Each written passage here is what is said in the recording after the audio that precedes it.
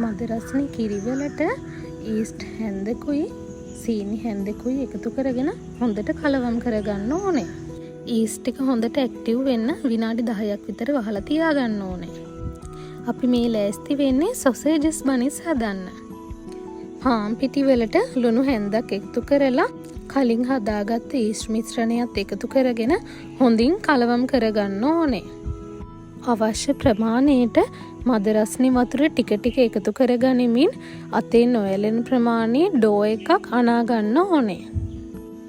මෙන්න මේ ගානට පිටි මෝලිය අනාගත්තට පස්සේ ඒකටම බටර් ටිකක් එකතු කරගෙන අත් දෙකම පාවිච්චි කරලා හොඳට අනා ගනිමින් මේ පිටි මෝලිය හොඳට දිග ඇර ගන්න ඕනේ. විනාඩි 20ක් පැය භාගයක් විතර මෙන්න මේ වැඩේ හොඳටම කරගත්තොත් තමයි අපිට සොෆ්ට් පිටි මෝලියක් හදාගන්න පුළුවන් වෙන්නේ. අපි දැන් මේක පැයක් විතර වහලා තියාගමු.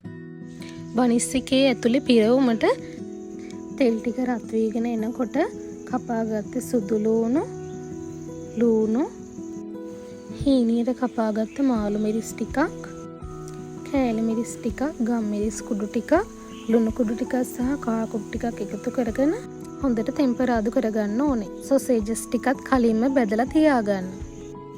මේ තියෙන්නේ පැයකට පස්සේ අපේ පිටි මෝලිය දැන් හොඳට සොෆ්ට් වෙලා තියෙනවා. නැවතත් බටර් ටිකක් ගාගෙන මේක හිමීට අනා ගන්න ගමන් අපිට අවශ්‍ය කෑලි කපා ගන්න හිමින් සැරේ දිග ඇර ගන්න ඕනේ. දැන් අපිට පුළුවන් බනිස් එකේ ප්‍රමාණය අනුව අවශ්‍ය කොටස් මේ විදිහට කපලා වෙන් කරගන්න. මේ පිටි කොටස් වලින් මේ විදිහට බෝල ටිකක් හදාගෙන බනිස් එකේ ප්‍රමාණය අනුව දිග ඇර ගන්න ඕනේ. දැන් අර කලින් හදාගත්ත ලුණු මිශ්‍රණයයි සොසේජස් එකයි තියලා පරිස්සමට බනිස් එකේ හැඩේන ආකාරයට මෙන්න මෙහෙම කවර් කරගන්න ඕනේ.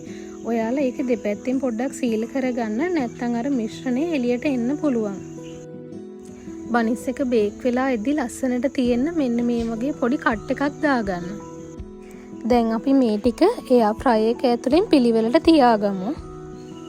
තවත් විනාඩි 10ක් විතර මේක මෙහෙමම තියලා තමයි අපි බේක් වෙන්න දාන්නේ.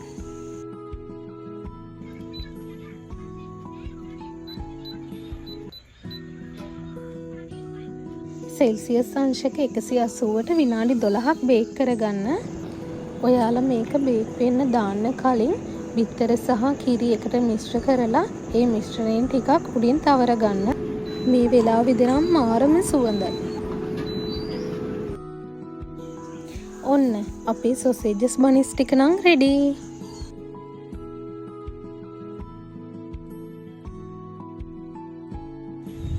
කොහොමද? රස පාටයි නේද?